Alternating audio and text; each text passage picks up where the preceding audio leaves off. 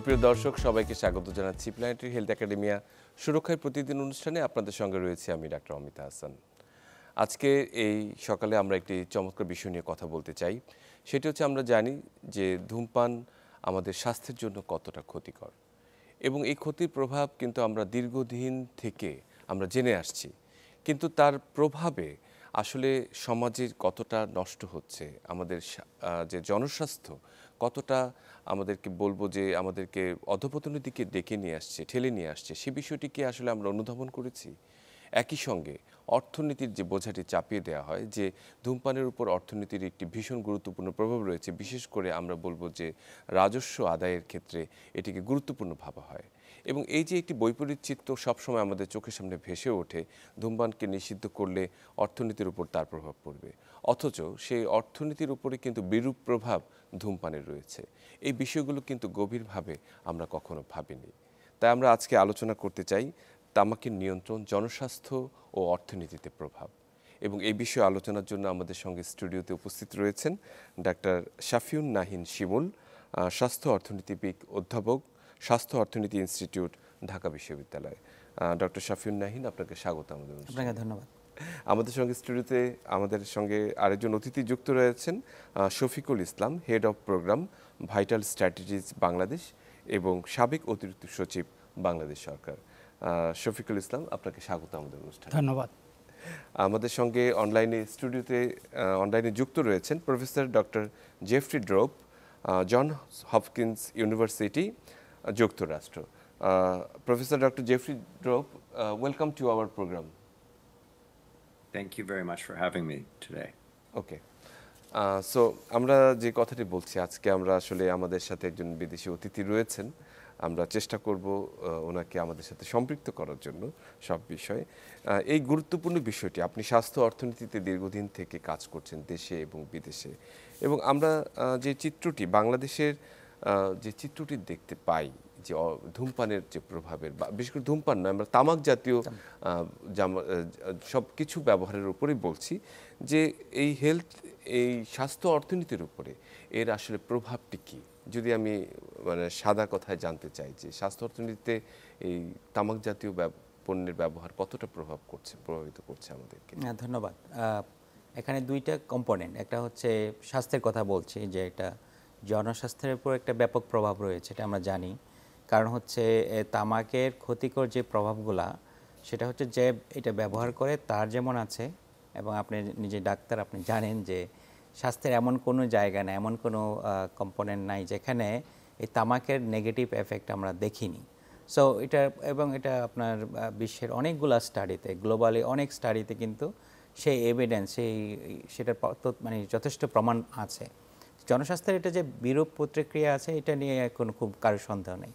অর্থনীতির জায়গাটা যদি আসি, এখানে একটা অনেক সময় বিশেষ করে টোবাকো ইন্ডাস্ট্রি এবং তাদের যারা সমর্থক, তারা একটা ন্যারেটিভ তৈরি করে যে যেহেতু এখান থেকে সরকার প্রচুর আয় করে এবং এখানে অনেক ইন্ডাস্ট্রি জড়িত আছে, হয়তো এটা যদি আমি বেশি কন্ট্রোল করতে যাই তাহলে অর্থনীতির উপর বিরূপ প্রভাব পড়বে। এটা হলো একটা ন্যারেটিভ তৈরি করে। কিন্তু বাস্তবে যদি আপনি খুব ভালোভাবে খেয়াল করেন, 2018-তে বাংলাদেশে একটা স্টাডি হয়েছে, যেটা খুব আন্তর্জাতিকভাবে স্বীকৃত হয়েছে এবং ভালো ভালো জায়গায় অলরেডি এটা পাবলিশ হয়েছে।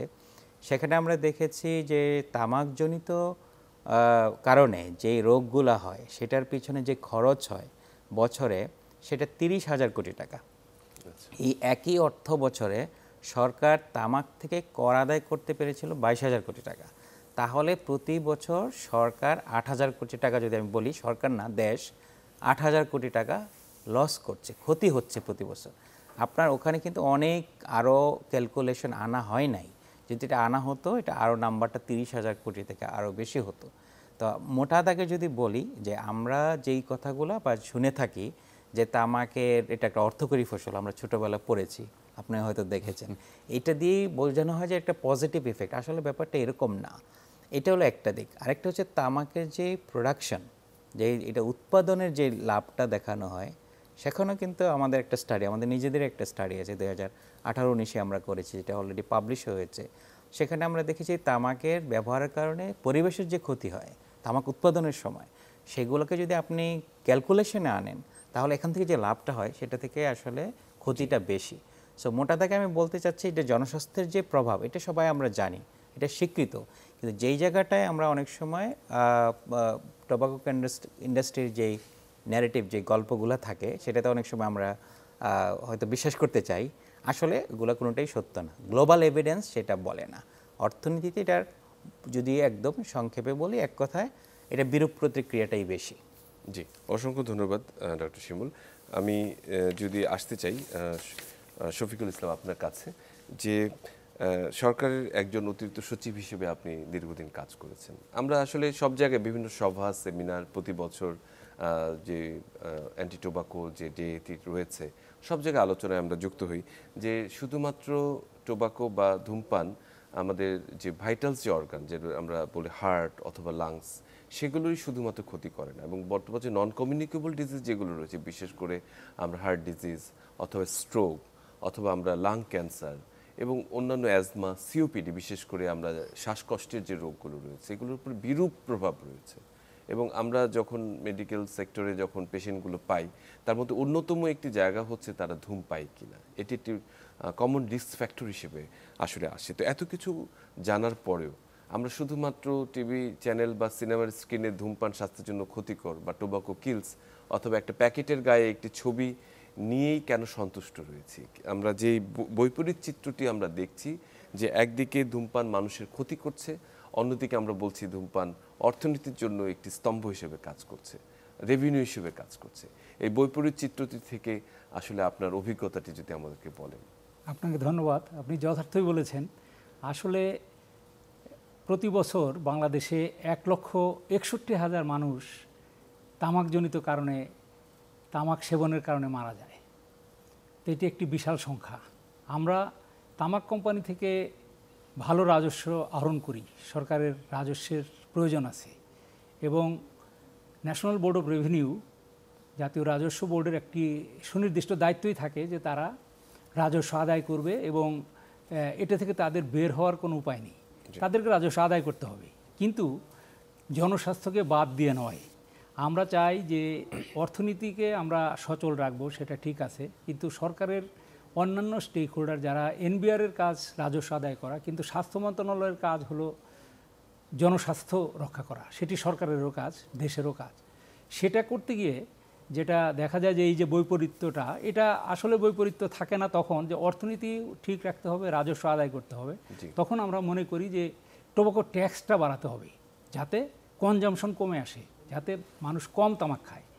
এবং তামাকের যদি রাজস্ব বাড়াতে চাই তাহলে তামাক পণ্য এবং রাজস্ব দুটোই বাড়াতে হবে। দুটো বাড়ালে কনজামশন কমে আসবে, তাহলে কম মানুষ ক্ষতিগ্রস্ত হবে, কিন্তু অর্থনীতিও মোটা দাগে ঠিক থাকবে, অসুবিধা হবে না। সেভাবেই আমরা দুটোর মধ্যে সমন্বয় করতে চাই, এবং আমরা মনে করি যে ধীরে ধীরে তামাকের যদি আমরা শূন্য তামাকে যেতে চাই তাহলে ধীরে ধীরে অবশ্যই তামাক কোম্পানির কাজকর্ম কমিয়ে আনতে হবে, তামাক উৎপাদন কমিয়ে আনতে হবে, এবং একসময় অন্য পন্থা থেকে আমাদের রাজস্ব আদায় করে অর্থনীতিকে সচল রাখতে হবে। আমি মনে করি এখানে। তাহলে আসলে এই যে অন্য পন্থা থেকে যে কথাটি বললেন, যে অল্টারনেটিভস আমাদেরকে ভাবতে হচ্ছে, যে কিভাবে আসলে এই রাজস্বটি হয়তো একদিনে সম্ভব হবে না, কিন্তু প্রতি বছরই যদি আমরা একটি পরিকল্পনা মাফিক এগিয়ে যাই যে এই বছর এত % রাজস্ব আমরা অল্টারনেটিভ ওয়েতে তৈরি করার চেষ্টা করব, যারা তামাক উৎপাদন করছে, তামাক চাষি রয়েছে, তাদেরকে অন্য জায়গায় আমরা রিপ্লেস করব, এই জায়গাগুলো কিন্তু একটি পরিকল্পনার মনে হয় বিষয় রয়েছে। সেটা করতে হবে এইভাবে যে একটি ইন্টারমিনিস্ট্রিয়াল টাস্ক ফোর্স তৈরি করতে হবে, যারা এটা স্টেক হোল্ডার আছে, যেমন ministry of commerce, ministry of finance division মূলত, তারপর স্বাস্থ্য মন্ত্রণালয় এবং এনবিআরকেও সাথে নিতে হবে, নিয়ে পরিকল্পনা করতে হবে যে আমরা বিকল্প আয়ের উৎস কোথায়।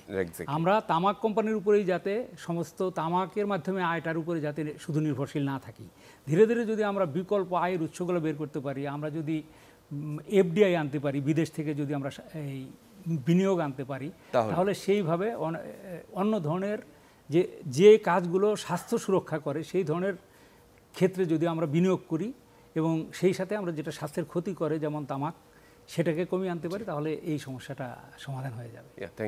অসংখ্য ধন্যবাদ আপনাকে। So this is the turn for professor Jeffrey Drop. So I have a question for you. Since you have been working on this issue for a long time internationally and you know our context very well, the Bangladesh context for tobacco control. So can you please tell us about international experience in tobacco control and especially on taxation on tobacco? So what is the role of taxation on tobacco that may control the tobacco consumption? Thank you for the question. A very good one. Well, we have a lot of experience over the last 2 or 3 decades in terms of being able to effectively use taxation as a tool both to raise revenues and to affect public health in a positive way. And I can give you a very good regional example. The Philippines in early 2013, they had a very complex tax structure, not that different than the one we have in Bangladesh now. And they made a decision to reform that structure, to simplify it, make it a very simple specific tax that was uniform across all types of cigarettes. And then they raised the rates substantially. And as a direct result, they were able to drive down consumption and drive up tax revenues. And this really is the counsel that we give to governments all over the world. Keep your tax structure very simple. We very much prefer specific taxes. Try to increase your tax shares so that taxes comprise a substantial proportion of the price of the cigarettes or any other tobacco product, beeries or smokeless. We aim for a minimum of 75% tax share, and then raise those rates of taxes and try to do so each year so that you're affecting affordability. What we see is that consumers are affected by price, and when things become less affordable, they consume less. And we really do see, really country after country, when we see these types of tax reforms, we really get these declines in consumption, and we get the public health effects, which means much lower healthcare costs and much higher productivity because healthy people are more productive. And we also see very large revenue gains in every single country where we've been working. So I think Bangladesh has enormous potential to improve its tobacco taxation and to reap these same rewards as many other countries now have. Thank you. Thank you so much, Professor Jeffrey. You contribute a very important thing that taxation, the strategy of taxations may reduce the consumption of tobacco, and that may help also the government, the tax department or National Revenue Department. So আমি তারই সূত্র ধরে doctor শিমুল আপনার কাছে একটু ফিরে আসতে চাই। যে ট্যাক্সের কথাটি বললেন, যে আসলে যে জায়গাটিতে আমাদের একটি মাঝে মাঝে দ্বন্দ্ব বা দোলায়িত হই আমরা, যে একদিকে আমরা বলছি টোবাকো বন্ধ করতে, একদিকে আমরা বলছি যে ট্যাক্স থেকে আমরা উপকৃত হতে পারি। এই যে একটা বৈপরীত্যচিত্র রয়েছে, সেটি কি আসলে সাংঘর্ষিক নাকি আসলে সহযোগী? এই ব্যাপারটি আপনাকে জানতে চাই। হ্যাঁ, থ্যাংক ইউ। যেটা জেফ্রি খুব সুন্দর করে বলেছে যে আমরা যে যদি তামাকে কর দিই, এবং করের মধ্যেও কিন্তু দুই রকম হতে পারে। একটা হলো অ্যাড ভ্যালোরাম বলে, অর্থাৎ আপনার যে দামের উপর একটা পার্সেন্টেজ, ভ্যাট যেরকম। এটা ছাড়াও কিন্তু একটা বলে স্পেসিফিক ট্যাক্স, অর্থাৎ প্রতি প্যাকেটে 50 টাকা। এটা এক ধরনের ট্যাক্স। আরেকটা হলো, এটাকে আমরা বলি স্পেসিফিক। আরেকটা হচ্ছে ধরেন অ্যাড ভ্যালোরাম, মানে প্রাইসের উপর একটা পার্সেন্টেজ। আমরা যেটা করি, আমাদের কিন্তু সিগারেটের 4টা স্তর আছে, 4টা স্তরে 4 রকম ট্যাক্স ইম্পোজ করি, এবং এটা স্পেসিফিক না। যেটা জেফ্রি বললো 75% ট্যাক্স হলে এটা একটা মোটামুটি স্ট্যান্ডার্ড ধরা হয়। কিন্তু প্রবলেম হলো আমাদের 75% ট্যাক্স, কিন্তু এটা এনাফ না। এনাফ না কেন? আপনার প্রাইসটা কম। যেহেতু প্রাইসটা কম, এটার উপরে যদি আপনি 100%ও ট্যাক্স দেন তাহলে তো বেশি হয় না। সেই কারণে স্পেসিফিক ট্যাক্সটা কিন্তু বেশি কাজের। কারণ আপনি যখন বলে দিবেন একটা সিগারেটের শলাকার দাম 20 টাকার নিচে হবে না, তাহলে এটা কীভাবে করতে পারেন? এখন 5 টাকা আছে, এটার সাথে 15 টাকা ট্যাক্স অ্যাড করলেন ফর এক্সাম্পল, তাহলে এটা হলো স্পেসিফিক ট্যাক্স। আর আপনি যদি বলেন যে না 100%, তারপরে কিন্তু 5 টাকাটা 10 টাকার বেশি হয় না। মুদ্রা কথায় আমি যদি ওর যে এক্সাম্পলটা বলো, ফিলিপাইনের এক্সাম্পল, গাম্বিয়াতে করেছে, অনেক দেশে করেছে, তারা হচ্ছে এই যে ট্যাক্সটা শুধু বাড়িয়েছে শুধু তা না, তারা এটা সহজ করেছে, মানে একটা স্পেসিফিক প্রতি ট্যাক্সে প্যাকেটে একটা নির্দিষ্ট অ্যামাউন্ট, সেটা হলো স্পেসিফিক ট্যাক্স। এটা যারা করেছে, বিশ্বের যেই দেশই করেছে তারা কিন্তু দুইটা উপকার পেয়েছে। এক নাম্বার হলো পাবলিক হেলথ, কনজাম্পশন কমে গেছে। এখন আপনার মনে হতে পারে মানুষ যদি কম কিনে তাহলে তো রেভিনিউ কমে যাওয়ার কথা, না, কমে না। কারণটা কি? কারণ প্রতি প্যাকেটে তো সে ট্যাক্স বেশি পাচ্ছে, আগের চেয়ে অনেক বেশি পাচ্ছে। সো এটা সাংঘর্ষিক না, এটা কিন্তু সহযোগী। আপনি যখন এই টোবাকো ট্যাক্স বা তামাকের করটা যথেষ্ট পরিমাণ দিবেন এবং সেটা যদি স্পেসিফিক হয়, নির্দিষ্ট মাত্রার হয়, তাহলে একদিকে যেমন হলো মানুষের কনজাম্পশন কমে, ব্যবহার কমে, অন্যদিকে সরকারের আয় বাড়ে। এবং আপনি খুব বেশি পলিসি গভর্নমেন্টের পাবেন না। যেমন আমরা হচ্ছে বিদ্যুতের দাম বাড়াই, গ্যাসের দাম বাড়াই, তাই না, পানিতে দাম বাড়াই, সেই তুলনায়ও আমরা তামাকের দাম বাড়াই না। তাহলে এখন কি বিদ্যুৎ গ্যাসের চেয়ে কি তামাক বেশি প্রয়োজনীয়? অবশ্যই না, এটা ক্ষতিকর। এবং এইটার যে কর, এই করটার দেখেন দুইটা বেনিফিট আছে, যেটা আমরা অনেক সময় জার্গন হিসেবে ইউজ করি যে উইন উইন, দুই দিক দিয়ে লাভ। এরকম পলিসি কিন্তু গভর্নমেন্টের হাতে নাই বললেই চলে, কিন্তু এই জায়গায় আমরা একটু পিছিয়ে থাকি। এবং গ্লোবাল এভিডেন্স বলে, যেটা জেফ্রি খুব সুন্দর করে বলেছে, যে যেই দেশই ট্যাক্স সহজ করেছে এবং বাড়িয়েছে তারা কিন্তু দুইটাই উপকার পেয়েছে, তারা সরকারের আয়ও বেড়েছে। এখন যেই প্রশ্নটা আপনি করেছেন যে দীর্ঘমেয়াদে তো সরকারের যদি আমরা একদমই কন্ট্রোল করতে চাই কমে আসবে, হ্যাঁ এটা ঠিক। আমরা যদি তামাক মুক্ত দেশ হিসেবে চাই তাহলে ওখান থেকে তো কর আসবে না বা কমে আসবে। তামাক মুক্ত মানে তো কিন্তু জিরো না, হয়তো 5% পর্যন্ত আমরা চাই।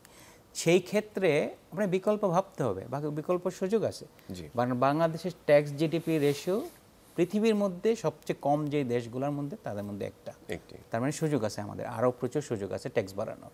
জি, অসংখ্য ধন্যবাদ ডক্টর শিমুল। আমি শফিকুল ইসলাম আপনার কাছে একটু ফিরে আসতে চাই। সেটি হচ্ছে যে কথাটি ডক্টর শিমুল বললেন যে অন্যান্য খাতের ট্যাক্স বাড়ানোর চেয়ে এই তামাক যে সেক্টর, সেখানে ট্যাক্সের প্রতি বছরই কিছু বাধার সম্মুখীন হয় যে এটি খুব বেশি বাড়ানো মানে যাবে না, বা একটি নির্দিষ্ট লিমিটের পর কিন্তু এটি চাপ তৈরি হয় সরকারের উপরে যে না, এর চেয়ে বেশি হলে তারা বড় ধরনের রাজস্ব পাওয়ার চেয়ে হারানোর সুযোগ সুবিধা রয়েছে, যে কনজাম্পশন কমে যেতে পারে। এই যে সরকারের একটি জায়গায় আপনি কাজ করেছেন, আসলে কি কি ধরনের চ্যালেঞ্জ আপনি আসলে মোকাবেলা করেছেন, একটু যদি সংক্ষেপে আমাদেরকে বলতেন। আসলে আমাদের দেশে তামাক প্রথমত যে কথাগুলো হচ্ছিল খুব সস্তা, অন্যান্য দেশের তুলনায় খুব সহজলভ্য। কি আরেকটা হলো যে তামাক তো একটা নেশা, এই নেশা বাচ্চাদেরকে, শিশুদেরকে, বিশেষ করে ছাত্রছাত্রীদেরকে, ইউথকে অ্যাট্রাক্ট করার জন্য করা হয়। সেক্ষেত্রে যদি আমরা মনে করি যে তামাক খুব সহজলভ্য হবে, সব জায়গায় পাওয়া যাবে, তাহলে আমরা তামাক নিয়ন্ত্রণ করতে পারবো না। রাজস্বের কথা যেটা আসে, সেটি তামাক কোম্পানি হয়তো বলতে চায় যে আমরা তো অনেক রাজস্ব দিই, কিন্তু সেই রাজস্বটি যথেষ্ট নয়। এবং তামাকের যেটা দাম বাড়ে সেটাও এই কথাটার মধ্যে একটু ফাঁকি আছে। তার কারণ অন্যান্য জিনিসের যেভাবে দাম বাড়ে, তামাকের দাম কখনো সেভাবে বাড়ে না। কাজেই তামাকের দামটাও যে আমাদের যে মূল্যস্ফীতি আছে সেই তুলনায় সেইভাবে কখনো বাড়ে না। এবং যারা টোবাকো কন্ট্রোল অ্যাক্টিভিস্ট, অ্যাডভোকেট যারা আমাদের কাছে আসেন, তারা বলতে চান, সরকারকে বোঝাতে চান যে এটা একটু বড় হারে বাড়াতে হবে। আরেকটা যেটি প্রফেসর শিমুল এবং প্রফেসর জেফরি বলছিলেন, যে যেমন একটা প্যাকেট থেকে 50 টাকা যদি ফিক্স করে দেওয়া হয় যে এটা বিক্রি হলে সরকার 50 টাকা অবশ্যই পাবে, তাহলে খুব নির্দিষ্ট হয়ে গেল, তাহলে ট্যাক্স ফাঁকির অবস্থাটাও আর থাকে না। কিন্তু বাংলাদেশে এটাকে আরও বেশি মানে সুনিশ্চিত করতে হবে পলিসিগুলোকে। আমাদের মধ্যে কোনো বিতর্ক নাই যে টোবাকো ট্যাক্স হলো সবচেয়ে প্রুভেন একটা টুল, যে এটা পরীক্ষিত একটা অস্ত্র, যেটা দিয়ে অবশ্যই রাজস্ব বাড়ানো সম্ভব। এবং যদি তামাকের দাম যদি সেইভাবে বাড়ানো হয় এবং যদি ডিজিটালাইজ করা হয়, যে যথাযথভাবে আদায়টাও হবে, তাহলে ফাঁকিটাও থাকবে না। এবং ফাঁকিটা যদি না হয় তাহলে সরকারের রাজস্ব আরও বাড়বে। এবং আমি মনে করি যে এটার মধ্যে কোনো বৈপরীত্যও থাকবে না। এই তামাক কোম্পানি তাদের ব্যবসা করবে, কিন্তু তামাকের ব্যবহারটা কমে আসবে এবং রাজস্ব আদায়ও বাড়বে। অসংখ্য ধন্যবাদ শফিকুল ইসলাম। আমরা আসলে খুব গুরুত্বপূর্ণ কথা আপনি বলেছেন আপনার এই বক্তব্যের মাঝে। এটি বিষয় নিয়ে কথা বলছিলাম, সেটি হচ্ছে তামাকের যে নিয়ন্ত্রণ এবং সেটি জনস্বাস্থ্য এবং অর্থনীতিতে এর প্রভাব নিয়ে। আমাদের সঙ্গে আমন্ত্রিত অতিথিরা রয়েছেন স্টুডিওতে এবং আমাদের সঙ্গে অনলাইনে যুক্ত রয়েছেন প্রফেসর ডক্টর জেফরি। আমি Jeffrey, so may I take the opportunity for to question you again that you worked in Bangladesh for a long time, more than 12 years. So you know each and every corner about the tobacco control in this country.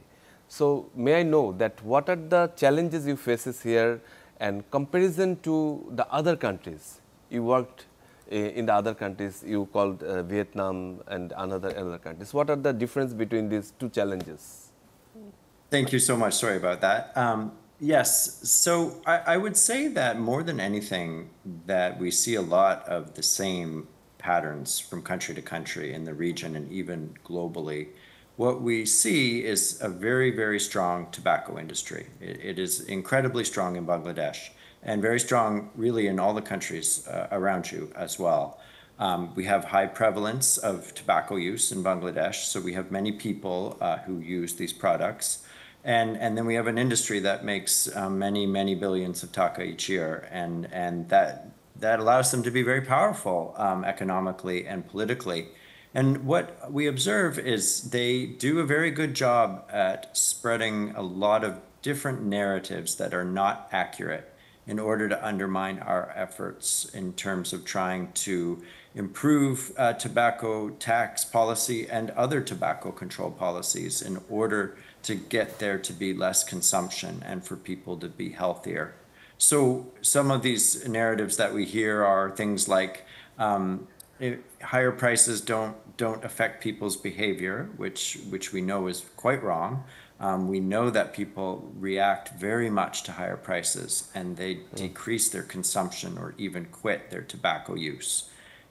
We also hear a great deal that any type of tobacco tax increase leads to increased illicit trade.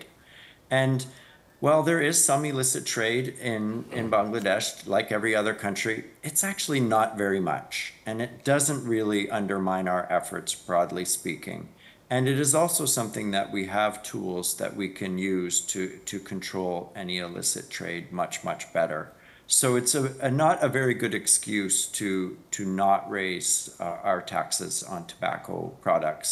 And then the last argument we hear a lot in Bangladesh and frankly everywhere else is this idea that it's going to affect a lot of jobs. It's going to hurt tobacco farmers. It's going to hurt biri rollers. We hear these things a lot. But we also know that the transition away from tobacco is going to be very slow, and that we're going to have lots of time and we're going to have extra tax revenues to help people make transitions from any type of tobacco related job that they might have had. So again, we have lots of strategies to deal with this, and also the size of the problem is really much smaller than we hear the tobacco industry trying to say it is publicly. So we really do have great tools. We've used them in Bangladesh. We've used them in other countries in Asia. And we really think that we have a very good handle on any of these challenges that we face and believe we could do so very easily in Bangladesh. There are a lot of possibilities to improve tobacco taxes in Bangladesh without doubt. Okay, thank you so much, Dr. Jeffrey. আমি একটু doctor শিমুলের কাছে আসতে চাই যে doctor জেফরির যে কথাটি উনি বললেন যে ট্যাক্সের ব্যাপারে এবং comparison to other countries, so do have any questions? আপনার কি আরও কিছু জানার রয়েছে কিনা ডক্টর জেফরির কাছে? So you can ask him. Okay, Jeffrey, I just want to ask one question based on your vast experience in Bangladesh and many other countries.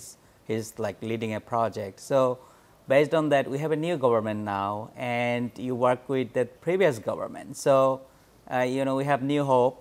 We have been struggling to convince NVR that specific tax is good, or like substantially increasing tobacco taxes. So, what is your take or your recommendations for this year so that we can kind of strengthen our campaign to improve tax based on the other country experience you have? Thank you, Shafun. A really great question. And I can say without any doubt that the complex tax structure that we have in Bangladesh is problematic. So we have a tiered structure, and what this means is that we have a lot of very, very cheap cigarettes in this country. Right. And this is what worries us most from a public health perspective, so that even when prices go up, there is usually a fairly cheap brand that people can switch to. And what we would like to see, really like to see, and my Bangla isn't so good, but I heard you saying specific tax a number of times in your comments. And that is exactly the right advice to give the new government, is there needs to be the introduction of a specific tax. And we need to get rid of these tiers eventually. I recognize it likely won't happen right away, or even in one action. It might take several years to eliminate these tiers. But if we could have ultimately uniform specific tax, then I think we could use that structure to continue to drive up the prices of these products, and therefore to drive down consumption. So this really is a really big. It's actually not a big task. It is exactly what other countries that have been in similar positions to Bangladesh have done. And even just over the way in Pakistan, we had also a tiered system there. We've managed to get it down to only 2 tiers at this point. We've also managed to get, the government has done a very good job in the last couple of years of raising the specific tax in the bottom tier, which means it's driving the price of the cheapest cigarettes higher and closer to the prices of the more expensive cigarettes. And that's exactly what we want. We want to see ultimately fairly uniform prices and much, much higher prices, so that we can reap those revenue rewards I talked about, and then also the public health rewards. Okay.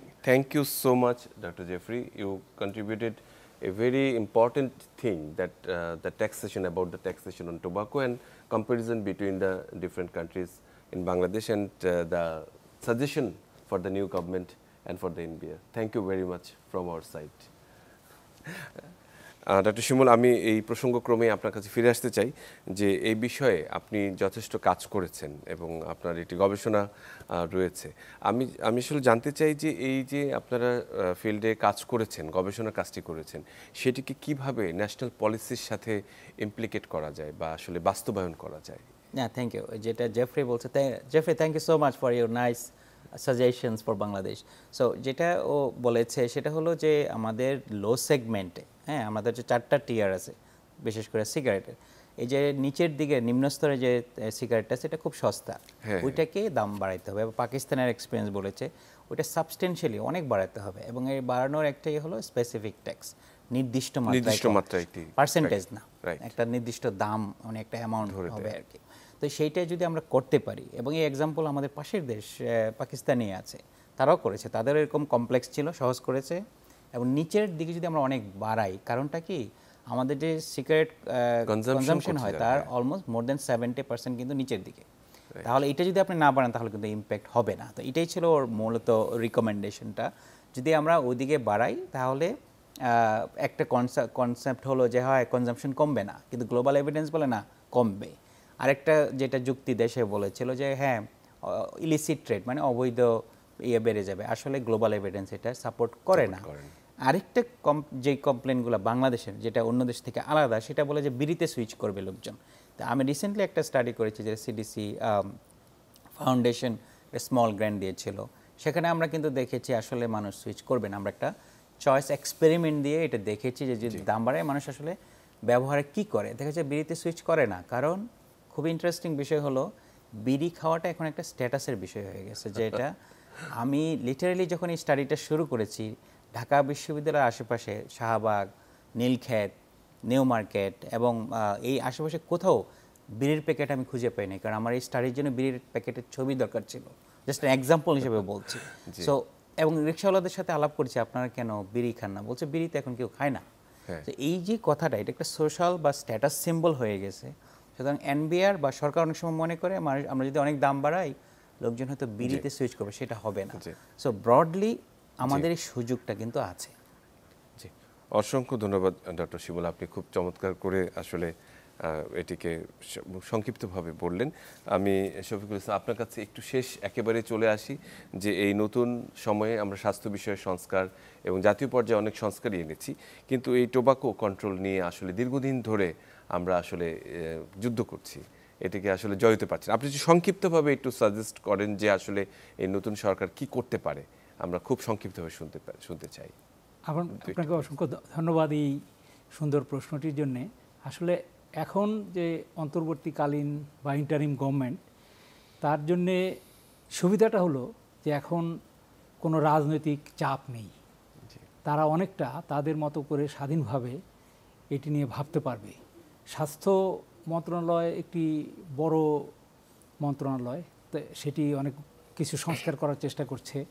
এনবিআরও চ্যালেঞ্জের মধ্যে থাকে যে তাদেরকে একটি সুনির্দিষ্ট tax আদায় করতে হবে, কিন্তু স্বল্পমেয়াদী যে কাজগুলো এখন সরকার করতে পারে সেটা হলো যে যেহেতু কোনো চাপ নেই, তাহলে এবছরের সামনে যে টোবাকো ট্যাক্সের ইয়ের দিকে যাবে, সেই দিকে 2 টায়ার ট্যাক্সের কথা যেটা বলা হলো, যে 4 স্তর থেকে যদি 2 স্তরে নামাতে যায়, তাহলে শুধু একটি কাজ করতে হবে, আন্তঃমন্ত্রণালয় সভা করে একটা জিনিস ঠিক করতে হবে টাস্ক ফোর্সের মাধ্যমে, যে আদায়টা বাড়ানোর চেষ্টা, সেই সাথে টোবাকো ট্যাক্স স্ট্রাকচারটা ঠিক করতে গেলে এটাকে একটু রিফর্মও করতে হবে, এটাকে একটু রিভ্যাম্প করতে হবে, এটাকে একটা নবায়ন করতে হবে সুন্দরভাবে, যে আরও কিছু লোক বাড়িয়ে আরও কিছু ডিজিটালাইজ করে যাতে রাজস্ব আয়টা যথার্থ হয়, সেটাই আমাদের মূল চেষ্টা। অসংখ্য ধন্যবাদ শফিকুল ইসলাম আপনার এই চমৎকার সাজেশনের জন্য, এবং অসংখ্য ধন্যবাদ ডক্টর শিমুল, এবং thank you professor doctor Jeffrey for join আস।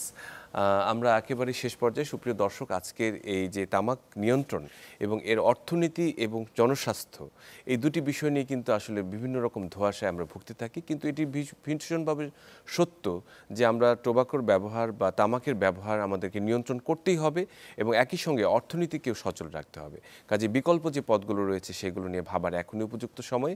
আসুন আমরা ভাবি, এবং আশা করছি সামনের দিন বাংলাদেশে একটি ধূমপানমুক্ত সমাজ গঠিত হবে। সবাইকে অসংখ্য ধন্যবাদ।